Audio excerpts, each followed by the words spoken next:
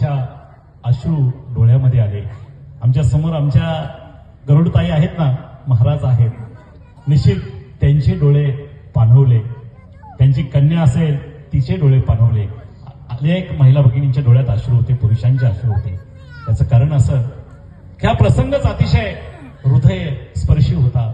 आणि हे हृदयस्पर्शी मांडण्याचं काम या ठिकाणी जे करतायत ना,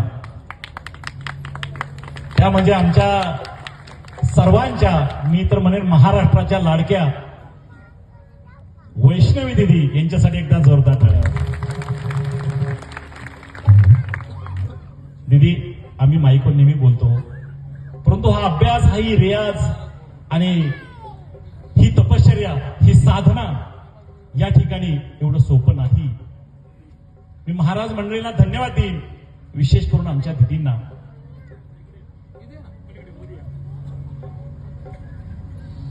की यांनी एवढं अभ्यास करत असताना किती कष्ट घेतला असेल.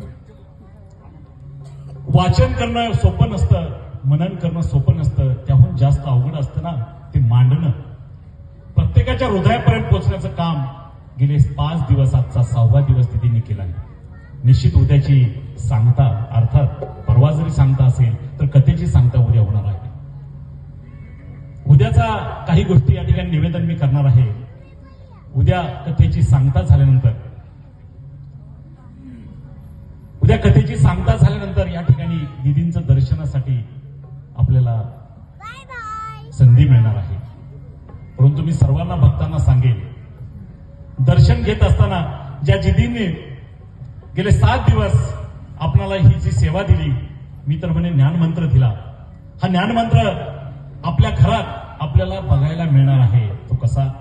आपल्याकडे प्रत्येकाकडे मोबाईल आहे, हो की नाही? प्रत्येकाकडे मोबाईल आहे. आणि मग ही सगळी कथा आणि ह्या सगळ्या कार्यक्रमाचा सगळा थाट त्यामध्ये आपल्याला अनुभवायला मिळणार. आणि म्हणून युट्यूब चॅनल दिदींचा आहे, तो चॅनलचं नाव आहे हरिभक्तीपरायण साध्वी वैष्णवी सरस्वती दिदी युट्यूब चॅनल. तो चॅनल ओपन करायचा आहे आणि त्यामध्ये सबस्क्राईब करायचं आहे. सगळी कथा एकूणच आजपर्यंतच्या ज्या ज्या कथा आहेत त्या कथांचा सार त्यामध्ये आपल्याला पाहायला मिळणार.